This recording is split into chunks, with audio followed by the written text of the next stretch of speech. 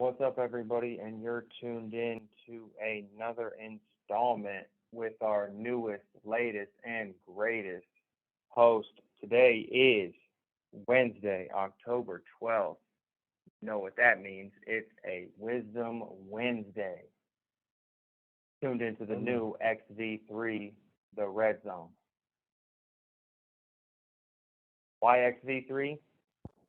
YXV3? It's the place to be. Place to be. Tell everybody's on their game today. I love it. It's Wednesday. So, sitting to my left because the seat to my right is spoken for, we have taking the internet by storm, stealing hearts left and right. Ladies and gentlemen, I present to you YBC Chase. Hey, what's up, bro? Hey, what's going on? Everybody's good to be back for another Wisdom Wednesday. Excited to get started, man. On your mind, take it away. Well, you know, I was thinking, I've been thinking for the last few days, man, and I just been into my own thoughts lately, and I just been paying attention to a lot of things. I want to talk about today. I want to talk about observation as far as observing, and generally your surroundings, things that you notice that you would normally wouldn't notice, or things that we would pick up on subconsciously, and later on, decipher or decrypt on what you picked up on. And I about a lot of being in here and then seeing on the outside world.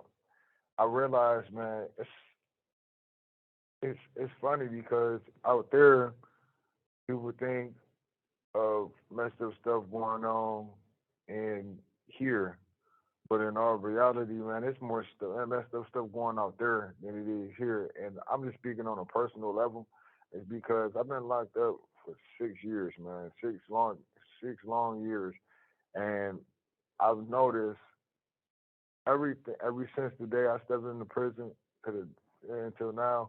I feel like it's like the worst things has been happening at every corner, and I'm trying to figure out why. Sometimes I think it's karma, which is understandable because of some things that I've done in my past, but also it's it feel like it's more beyond that because of the fact that if it was just karma, okay, it's coming around by me in the butt, okay, with master crime that I've committed, or the wrong deed that I done did or whatnot like So, that. karma Once is it the started to Christian be concept of you consistent, reap what you sow. yeah, and it's like when it's a consistent pattern on behind all these negative things that's been happening back to back to back, I'm starting to feel like it's just like the world is just against me. And I hate to feel this type of way. Plus, I hate the word hate. I I hate to feel like the world is against me, which I know it's not, but at the same time, things happen. My thing is that I've been locked up this whole time, and the whole time I've been locked up, all type of foul stuff been happening to me, and it's just me risking like uh being things getting stolen from me, uh broken promises, and fake love and shit, and all type of things, man. It's just been happening back to back to back, and I always thought, all right, this is a bad year for me. Then the next year come, I feel like it's a bad year for that. Then the next year come, and that's like, man, hold on, like what am I doing to deserve this? You feel me? So I'm just trying to figure out how is it for the last 6 years nothing but bad stuff been happening. Don't understand that, and I don't know if that's a something in the universe or we're not like that, man, or it's just the world just messed up. Just been, just paying attention to things around me, man. It just I've been dwelling on it for a while now. Yeah, I mean that's a really, really interesting perspective. I think when I'm faced with that and being locked up 10, going on 10. I've had good years, I've had bad years, and I've certainly had more bad than good. But I always have tried to find, you know, it could always be worse, right? So I try to find that perspective. Like, I could be in Alex Jones's shoes. Alex Jones is free, but he's in the hole $1 billion. Courts just ordered him to pay almost $1 billion back to the families of Sandy Hook, the Sandy Hook families that went through that horrible And he tragedy that he said already never owed happened. It like didn't exist. 45 million to another, like on another case, like with the same Sandy Hook thing. So it's like over $1 billion now he owes.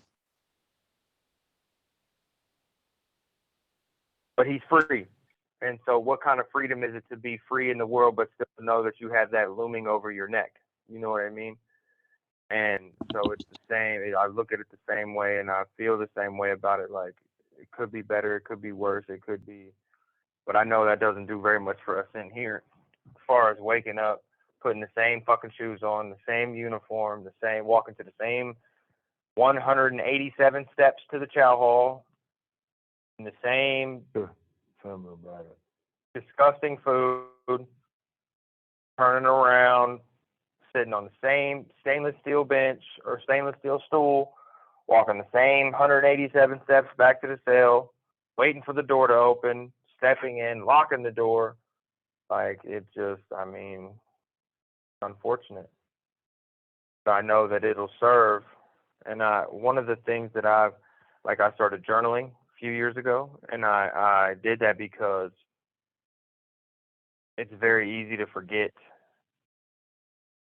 past, like pain in the past, based on the temporary joy of the present. And so I started journaling so that I never forgot, because I don't ever want to forget these horrible, gut-wrenching, life-altering experiences that ruined my life. I mean, through no exaggeration. Like, my life is ruined. Like, I will have to, and I'm going to have to carry it and talk about it for the rest of my life. I have to check box number 12 on every job application that I fill out for the rest of my life. And so, I mean, I think that goes back to part of why we started this whole thing, is because it's not fair.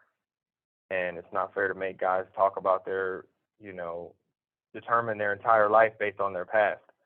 And our mission statement in the Red Zone is that our mission is to make sure that people's past don't define their abilities to, or limit their abilities to be successful in the future. And so I hear you. Feel you, for sure. Yeah, man, it's just WW. So why don't you give me some, right, for sure. And it's been a lot, definitely. I ain't, I'm telling you, but you experience basically the same things I've been experiencing, but at the same time, like, each is his own. So it's like me, it's more hurting because I think it affects me more in ways that's different. It's because of the fact that things that's happening to me, it's not nobody that I've been, not a friend, not a significant other or anything like that, which, they play their role too, but at the same time, it's more of it hits home because it's in my family, and these are the last people on God's given earth that I'm expecting to do these type of things, and it's like every time it put a hope, and it's so funny because I believe in good in people, no matter how bad a person is, and so it's heartbreaking and it's tiresome because of the fact that I keep expecting these things to happen, and every time the end result is disappointment. And people say, "Oh, don't hope for this or that," but it's hard not to when you're expecting a person that's been coming through your whole life, or doing something, or being there for you your whole life, even vice versa, to even not expect that. It's always going to be that little glimpse of hope that want them to do what you expect them to do. And it's like, man, I think that's my biggest downfall is because I got so much of a big heart. Is that it's easy for people to let me down. You know, it's just it's hard. You know, don't get me wrong. I ain't talking like I'm a saint or anything because I done let a lot of people down too. But at the same time, I'm trying to correct those things. But it seems like when I chose not to correct those things, everything went accordingly. And when now that I'm trying to correct these things and do the right thing, it seems like it's going the opposite way, which doesn't make sense to me at all. You have 1 minute remaining. I'm still trying to wrap my head around these things, though.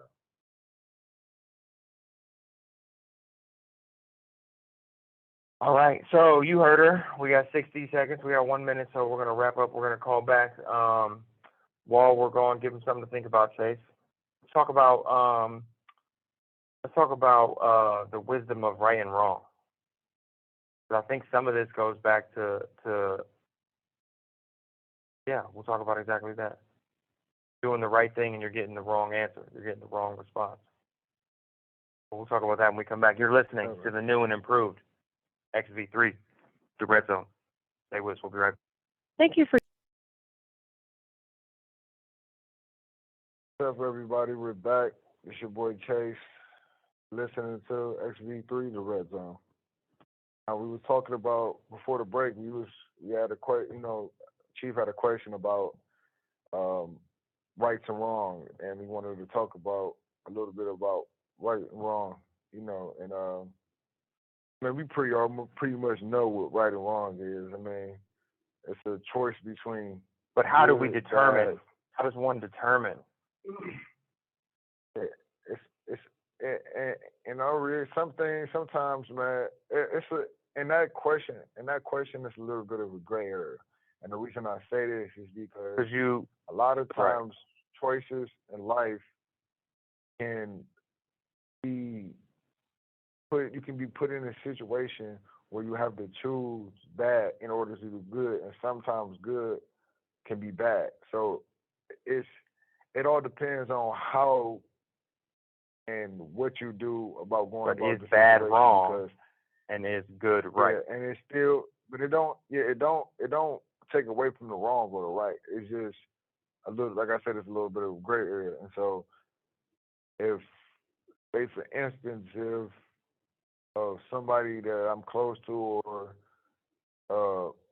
a family member or something, their lives in danger, and I'm doing something where help to defend their life or whatnot like that, and at the same time, because I'm defending their life, my life is in jeopardy as well. And so, therefore, I do something wrong in order to make sure the right is taken care of, which is me, myself, and that loved one. Now, some people will say that it's self-defense. Others would see as you still could have went about it a different way, which is true. That's where the gray area comes involved, because who's to say that what I did is wrong if that could have went as much as badly? So what would happen if I was the one laid down, bleeding out, seconds later, I'm dead? And what would that say? All right, that person be wrong, but at the same time, I'd rather be alive. You know what I'm saying? I'd rather be alive, breathing, along with my family, even if I got to take consequences because of the fact that I want to live and I want my loved one to live. And that spares a person of grieving. You know what I'm saying? Not that, it might not spare the trauma, but I'd rather have trauma and get through trauma than not breathe. So, I mean, it all depends on how you go about it and perspective that you look at it from, because there's so many ways things can go wrong, and ain't no telling what's gonna happen in certain situations. I mean, But I but think like I said, it don't take away from wrong is wrong. Go I ahead, I'm think sorry. a lot of times too, when we think about like things going wrong, is at the moment in time, I think that a lot of times we do think that something's going right, but in the future, it's usually that it went right, not wrong. It just looks like it's wrong at that point in time. But when you go back and you look back, you're like, it actually went perfect. it couldn't have gone any better. It seemed wrong at that time, but you don't know the purpose for everything that's going to Right, happen in the that future. right. That's why I say perspective and gray area. That's why it's very, very tricky in those right or wrong situations because it all depends. And I mean, like you said, it all depends on that circumstance of the situation. It's very hard to separate. It's not. I mean, it's easy, but at the same time, it's hard because you look at it for everybody got a different point of view of many things or certain things in particular, and it's like it's hard to just look at it one way when there's so many other things that's inside that. So it's very hard to separate wrong and right when there's so many things that mix it around that makes it difficult to That's pull why I those think things out that and say this is what this is. the justice system is so complicated because, like, when crimes are committed, there's a lot of other things that go in. It's not just, whatever the crime is that happened. Like, there's a lot of things that have to contribute for that to happen. Like, for any kind of crime to happen, like, there's certain things that have to come into play. There's certain things that have to happen. And like I said, it's not something that, you think about Jeffrey Dahmer. At some point, he was a child. You know what I mean? So it's like things start early, but it's just like I said, you just never know when it comes to like what the future is supposed to be and why something's supposed to happen. Right. Totally agree with that. Trust me, I'm not disputing that one. Agree with you. Ain't no telling what you damn sure don't know what the future holds. But I think it's about trusting that if you know that you've done the right things and you've always tried to do the right things, then you always know that the future is going to be okay. Right, but see, that's the problem. That's the problem is what YBC was saying earlier was that he knows that he didn't always do the right thing. Right. So he feels like he's paying the consequences now for past mistakes, but at what point is it no longer justifiable to try to do the right thing if you're nothing but if what you're getting back is nothing but because if you put corn seeds in the ground and you consistently get back squash and you're allergic to squash, then you're not you Like, at what completely point is it wasted not all that time, beneficial all that anymore? effort. Right. Is what you're Or saying? when is it? At what point do you arrive at where you just do what you want to do? But like that's Whether the it be whole right or wrong, thing. or you just do what feels good in the moment. Right. But that's the whole Consequentialism. thing That's what it's is called. I think You that only it's do something based on the consequence. but I think that that's the whole thing is like you have to be able to, and I mean, I don't know if, I mean, obviously, like it's not an easy thing, but you have to get, and I mean, I guess it's just some people's personality too, but get to the point where like doing the wrong thing isn't like what you want to do. Like, it's like, yeah, I know I can do that, but that's not really like what I want to do because I know it's the wrong Well, I thing mean, and I don't want to do the wrong eating thing. 50 crumb cakes is not the right thing to do, but I want to eat Right. 50 crumb cakes every store day. I It's not the mean, right thing to do. It's not a good thing to do. exactly, but you I have want to to eat. make that I want to eat crumb decision. cakes until I throw up every single store day. Like, this is literally how I want to die. But So it's it's like, it might not be a good decision, but it doesn't harm anybody else, doesn't right. offend anybody else. But does So it it's not just harm what I want to anybody do. else? That's just what I want to do. But does it not harm anyone else? I'm asking. I'm posing the question. It could. Speaking on a personal indulgence, from the category of personal indulgence, Right. because that's essentially what you want to do, right? All the personal desire, one's own desire, one's own wants, and like you just want to do what you want to do. So you can swap it out and fulfill it with anything that you want, but at the end of the day, you deny self in order to feel like you've done the right thing, or feel like you've done the unselfish, or But to some people that would be whatever like society that would be standard like of. what they would prefer, is to deny themselves so that they can, you know, sleep at night. I don't know anybody like that. What do you mean you don't know anybody like that? There's tons of people in the world that are like that. That would choose not to do I don't know them personally. right. No, Well, no, to no, no, no. choose You not said to deny do self. right, You to said deny deny self. self. That means like no creature comforts, living a minimalistic. That's like a Mother Teresa, living a Mother Teresa lifestyle. Right. That woman slept on a wooden board. I mean, people do it. Like, you think people go and they live off the grid and I don't know them though. I mean, I I don't don't know know them anybody like that. personally either, I ain't but gonna I mean, lie, I've Ron. seen them on TV.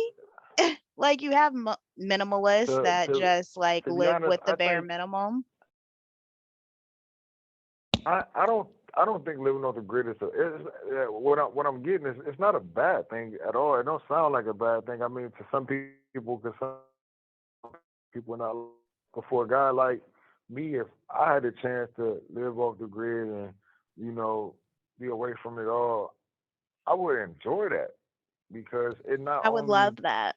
it's not it's giving you some type of discipline, and on top of that, it's you learning self discovery. You opening your eyes You're to learning new things because self-sufficiency. Like, you're learning how to, like, it exactly, and you're needs to not be learned depending to, on like, anything. exactly, like, to grow our own food, to, like, do all of those things. Like, God gave us all of the things that we need to survive, like, already.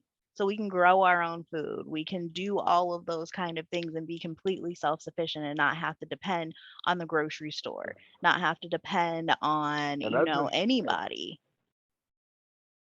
and that's just speaking on one of the conversations that we had on our last Wednesday, or the one before that, if I'm not mistaken, is that we talked about happiness. I mean, that Mhm. concludes happiness too, though. Like Right. that's that's involved in that, because if you think having a device in front of your face on a constant basis, or being around multiple people, partying, doing things, having things that make you happy, I mean, to be honest, that's sort of miserable, because you need material things in order to be happy. Exactly. And if I can't enjoy nature as it is, as its natural state, and can't Right. be happy, who is to say that I can be happy around all these things that surround me? I just Right. smothering myself even more deeper inside So of an unhappiness hole. here's a funny thing Angie said yesterday. She would excuse me. She wanted me to send um she wanted to send me a picture of her graduation. And I was like, "Oh, you can send me a picture." And she's like, "I don't know how I would do that. Like, your phone can get pictures?" And I was like, "Yeah." She's like, "But it's not an iPhone." And I was like, "Any phone can get pictures. It doesn't have to be an iPhone to get pictures." She literally, and then she sent me a picture and she was super geeked up. She was like, "Oh my God, I can send you You have pictures." 1 minute remaining. But like, that's kind of like an example of that. She said, "How am I going to send you a picture if you don't have an iPhone?" Like, That I guess it's the first for everything. Oh wow. A You good have day at the ball, 1 bad minute day at the remaining. ballpark. A man. bad day at the ballpark is still better than a good day at work. Your It was final thought for your pretty Wisdom Wednesday. funny.